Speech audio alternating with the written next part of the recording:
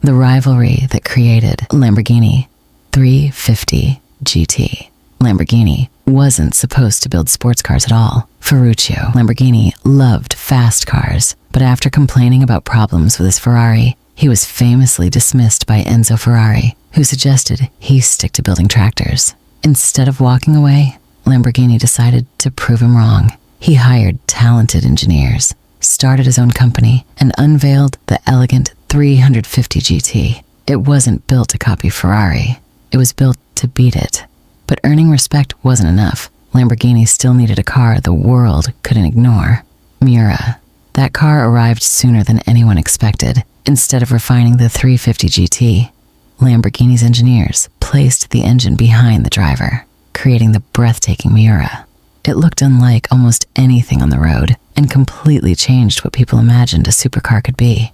The Miura didn't just make Lamborghini famous. Ferrari suddenly had real competition, going beyond Ferrari Espada. Most people expected Lamborghini to keep chasing Ferrari with two-seat sports cars. Instead, it surprised everyone with the Espada, a sleek four-seater built for people who wanted speed without leaving family or friends behind. Most companies would have copied what already worked. Lamborghini chose a completely different path. It wasn't interested in following anyone else's rules. Urraco. Success created a different problem. Lamborghini couldn't survive by selling only expensive dream cars forever. The smaller Urraco was designed to attract new buyers without losing the excitement that made the brand special. The gamble wasn't about building a cheaper Lamborghini. It was about keeping the company growing. But Lamborghini's boldest idea was still waiting in the wings. Countach.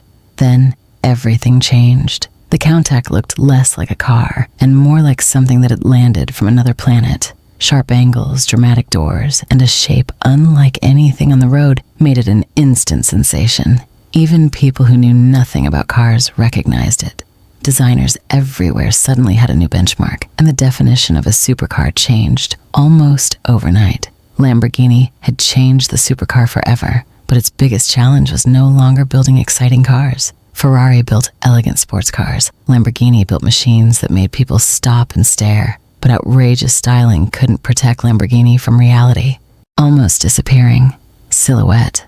Lamborghini almost disappeared just a few years after changing the supercar forever. As the 1970s oil crisis spread, buyers suddenly saw powerful sports cars as expensive and impractical. Lamborghini answered with the Silhouette, hoping a smaller, more affordable model could keep the company moving. It was a sensible decision at exactly the wrong time. Sales never reached the numbers Lamborghini needed, and the company found itself fighting for survival instead of chasing Ferrari. Jalpa. Lamborghini refused to give up. The Jalpa arrived as another attempt to attract new buyers while keeping the excitement that defined the brand. Buyers liked it, but liking a car wasn't enough to save the company. Money was running out, ownership changed hands more than once, and uncertainty spread through the factory. Every new investor promised a brighter future, yet the company's problems kept returning. The biggest threat wasn't another supercar maker. It was simply staying in business. Crossroads. By the early 1980s, Lamborghini looked closer to disappearing than expanding. Many legendary manufacturers never recovered from moments like this, and there was no guarantee Lamborghini would be different. Its future depended on someone willing to believe the company was worth saving when few others did. Someone believed Lamborghini could still become great. The comeback. Diablo. Lamborghini finally had one chance to prove it could survive.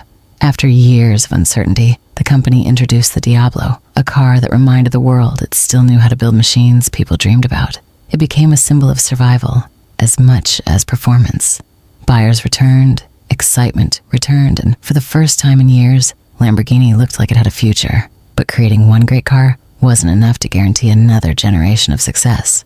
Murcielago. Then everything changed behind the scenes. Audi took ownership of Lamborghini and brought the stability the company had struggled to find for decades. The Murcielago became the first flagship shaped by that new era, combining Lamborghini's dramatic personality with higher quality and better reliability. The wild personality stayed, but the cars suddenly felt far better built.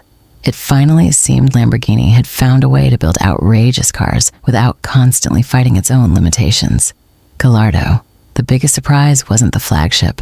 It was the smaller Gallardo. Designed to welcome more buyers into the brand, It quickly became Lamborghini's best-selling model and introduced thousands of people to the company for the first time. Suddenly, Lamborghini wasn't just surviving anymore. More people were actually buying one. The Gallardo proved that selling more cars didn't mean giving up the excitement that made Lamborghini famous. The company had finally rebuilt itself, but a new challenge was already approaching, breaking its own rules. Aventador. Just when Lamborghini seemed to have everything figured out, the rules started changing. The Aventador arrived as a bold celebration of everything fans expected from the brand. Dramatic styling, a roaring V12, and a personality that demanded attention wherever it went. It proved Lamborghini could still build outrageous supercars, but tougher emissions rules and new technology meant even the wildest brands couldn't stand still forever. Huracan.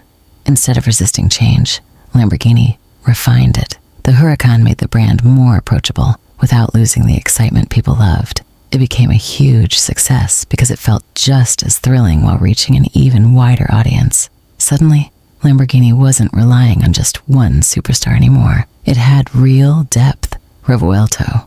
Another surprise followed. Instead of choosing between tradition and the future, Lamborghini tried to keep both. The Revuelto paired its legendary V12 with hybrid technology to meet a changing world without forgetting its roots. The company had once survived by refusing to follow expectations. Now, it survived by rewriting them.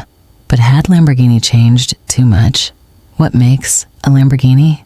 Legacy. You usually hear Lamborghini before you see it, but the sound is only part of the story. Every generation has looked different, survived different challenges, and adapted to a changing world, yet they all share the same fearless attitude.